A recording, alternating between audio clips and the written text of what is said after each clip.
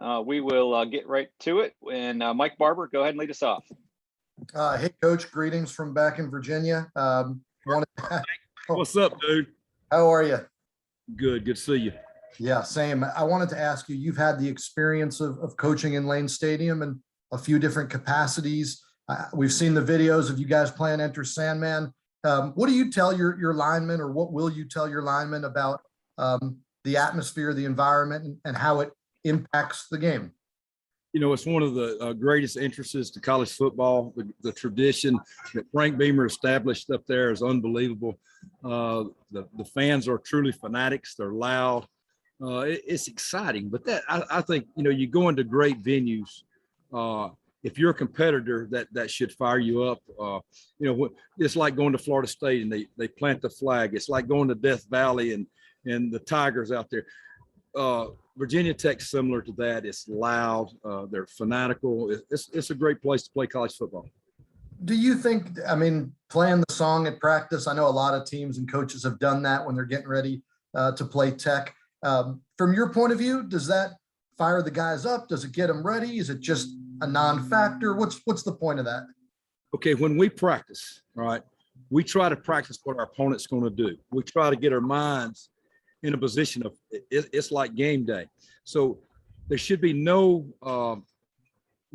surprises once you get there. And that goes from riding in on the bus to the walk, to going out there to the entrance. Don't be shocked. Don't be surprised. So the more things our players can be comfortable with, the more confidence you have, and you have no distractions. You worry about what goes on between the line. Don't let something else distract you. But just like practice, if somebody's working a certain blitz all the time, we're going to do it over and over and over again. Get used to the music, get used to the noise. And then it's not a surprise, and it's another day at work. Last thing for me, do you like that song? I think it's awesome. I think it's awesome. Good song. I'm probably not supposed to say that, be it North Carolina. But, you know, like I said, there's a lot of places you go that the atmosphere does fire you up, and I hope it brings out the competitive juices in our players. Awesome. Thank you, Coach. You bet. All right, let's swing over to Andrew Jones.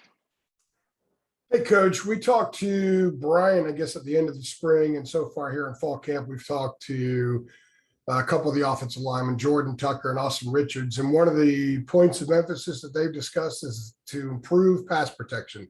So now that you're, 12 practices into fall camp, what have you seen from your guys that lead you to believe that they will better handle pass protection this season? You know, I think the knowledge of the game, anytime you have more experience, the knowledge of the game, it's just like I was talking a while ago, the more times you see it, the more you can anticipate it and handle it. I think older guys are getting better at their techniques, whether it's staying square, using your hands, the intensity of your set. All those things are important, and I really think our kids are really working hard at that. And we talked to Austin about a week ago, and he said that the game slowed down for him a little bit, that he's not thinking, he's reacting more, and he believes that's making him a quicker, better player. What have you seen from him as far as how he's progressed? I think Austin's going to be a tremendous player. I think he is a tremendous player. He's doing a good job. He's working hard. You know, he's played as a true freshman, and sometimes when you're a freshman, you get out there and you got those blinders on. And I think he's starting to see the whole field. And like he said, the game slows down. You understand coverages that may affect the blitz, may affect the front. You look for, you know, tendencies of the defense, and I think he's getting better at that. Well, thank you. Greg Barnes. Hey, Stacy. Mac has talked a lot this camp about the desire for improved production and less snaps for most of the guys on the team. Is that applicable for your position group? Well, one of our goals going into fall camp is to have a reliable 2D, no drop off. And our second unit, the white unit, has been more reliable. More guys are understanding the offense, understanding the technique, understanding the standard of play. So I do think we'll be able to play more guys than we have in the past. And Jonathan Adorno, is he a guy you like primarily at guard, or is he somebody that's going to have to rotate both at guard and center?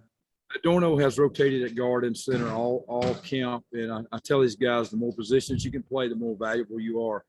And Adorno's did a good job at both spots. Thank you. CL Brown. Coach, from talking to some of the other guys, offensive linemen throughout this camp, a name that has come up as somebody who has made a lot of progress was William Barnes. I just wanted to get your thoughts on what you see in the areas that he's improved upon and how he might play a role in the rotation. William is learning the offense. There's less mental bust, but the two things I've seen William improve the most in this camp is one, his technique, and two, his effort. And he's enjoying practice, and practicing for the offensive line is usually not enjoyable, but he's having a fun time and he's getting after it. And he's competing, and I'm looking forward to watching William play on Saturdays. And speaking on the depth, does that manifest itself purely in the physicalness of the position, or are you talking about, as you said, the more positions you can play, the more valuable? Are you talking about you feeling like you have a number of guys who can play a number of different positions and still be able to make kind of the same pre-snap reads and everybody be on the same page? You know, of course, there's going to be a first unit that runs out there. That's the guys we think are best prepared to protect the quarterback and open holes for our backs.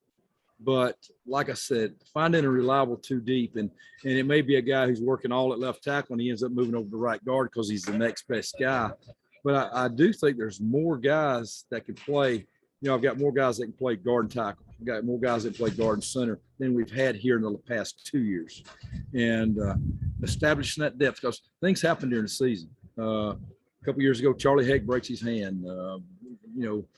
Easy got dinged last year. And guys have got to step up, and you still got to perform. And I think we've got more guys, more depth, where the attrition of the season shouldn't affect us as much. Thanks, Coach. Okay, Ross Martin, go ahead. Hey, Coach, on that same topic, I mean, who are some of those guys on the white team that have made the big jump to step in where you actually do trust them to play this season? You know, Ed Monolith has started a lot of games for us. He's a guy. William Barnes, who we just talked about. Q has played the first group and the second group. Jonathan Adorno and Caden Baker have been the five guys that have really stepped up with that second unit, and every one of them has played with the blue reps, the first team reps. And we're also excited about some of the young guys that are still learning the game, the speed of the game, the physicalness of the game, whether it be Diego and Eli and some of those guys.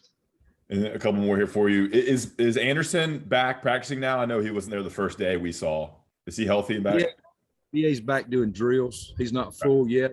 I'm anticipating him being back, but he's not completely back yet. But he is doing drills with us and doing some limited work, not in live contact. And then of those five expected starters, who do you think has made the biggest jump? I know you talked about Awesome earlier, but anybody else you think is making a really big step from 2020 to now? I think all the guys improved over last year. The guy we probably pointed out more this camp than anyone effort-wise is Q Johnson.